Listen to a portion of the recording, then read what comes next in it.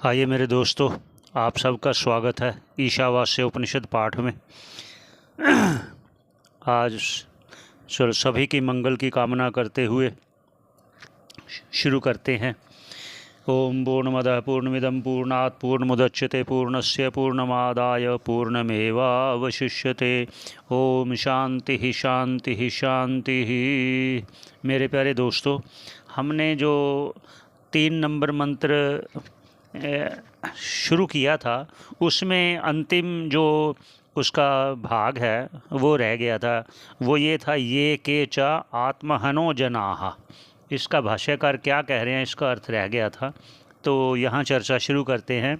ये के जो कोई, जो अर्थ इस आत्म तत्व को ना जानता होगा या ना जानेगा, च और ना जानेगा च से, और आत्महनो जना, उनको ऐसा कहा गया कि वो आत्महत्या करने वाले हैं, अपनी हत्या करने वाले हैं, ऐसा भाष्यकार कह रहे हैं। क्योंकि अपने आप को ना जानना भी आत्महत्या में गिना गया है उनकी दृष्टि से। आगे जो चौथा मंत्र है उसको लेते हैं। आइए पहले उच्चारण कर लेते हैं, फिर भाष्यकार जी क्या कह रहे हैं उस पर चर्चा करेंगे।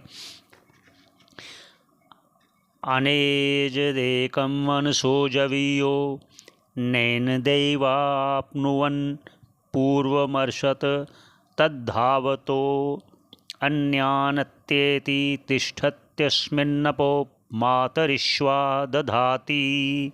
ये चौथा मंत्र है। आइए भाष्यकार क्या कह रहे हैं इस पर ना, वो क्या कहना चाह रहे हैं कि इस पर आपने देख रहे होंगे आप कि ये जो नहीं जानता उस आत्म तत्व को, ऐसा अगर वो अपने देह को त्याग करता है, वो जन्म मरण रूपी में गति को प्राप्त होता है, पुनरपि जननम पुनरपि मरणम। इसलिए आगे क्या कह रहे हैं, आत्म तत्व के बारे में भी कह रहे हैं। और आगे अनेजत, ये आगे जो भाष्यकार कह रहे हैं वो आप देखिए, मंत्र भी देखिए, आप भी उच्चारण करिए। मेरा ये जो मंत्र है वो दिखाने का अभिप्राय यही है कि आप देख सको और उच्चारण कर सको और समझ सको कहाँ हम क्या बोल रहे हैं, जो भाष्यकार ने कहा है। अनेजत, अनेजत अर्थात जो चलता है, जल्दी से चलता है, से अनेजत। और एक है, ये क्या, कौन है? वो आत्मा है। अनेज, ये होता है एजत, एजत का मतलब होता है चलना, और अनेजत का होता है जो स्थिर रहता है। अर्थात आत्मा कहीं ना जाता है ना कहीं आता है।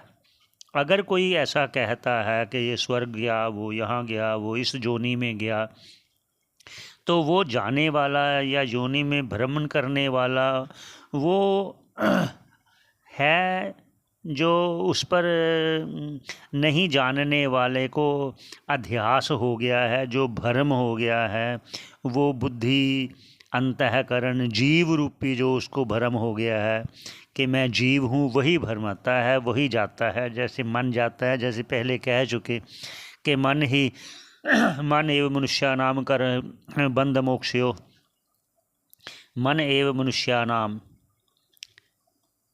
बंध मोक्ष, बंधन का और मोक्ष का कारण मन ही है।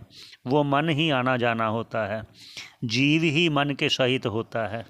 पहले कह चुके हैं ना, जो आत्मा से युक्त होकर, कठोपनिषद में कहा गया, आपने सुना होगा, जो आत्मा और इंद्रियों से युक्त होकर भोक्ता इत्रि आहु मनीषिणा, आत्म इंद्रिय मनोयुक्ता भोक्ते इत्रि आहु मनीषिणा, आपने सुना होगा। वो भोगता आता जाता है, आत्मा कहीं आता जाता नहीं, वो आकाशवत स्थिर रहता है। फिर भी अगर कोई मानता है तो वो भी कह दिया गया पहले, जिस प्रकार एक घट बनता है, घड़ा बनता है, वो आता जाता है जैसे। तो आगे चलते हैं। मनसो, मनसो मन से भी जीवयो, अर्थात जल्दी जल्दी जाने वाला। नैनत, नैनत ए देवा, जो ये इंद्रियां हैं, इससे हमें ज्ञान होता है। इंद्रियों से, आँखों से देखते हैं, नाक से सूंघते हैं, कान से सुनते हैं, ये ज्ञान इंद्रियां हैं। इसलिए इनको दिव्य कहा गया, देवताओं की श्रेणी में इसे गिना गया है।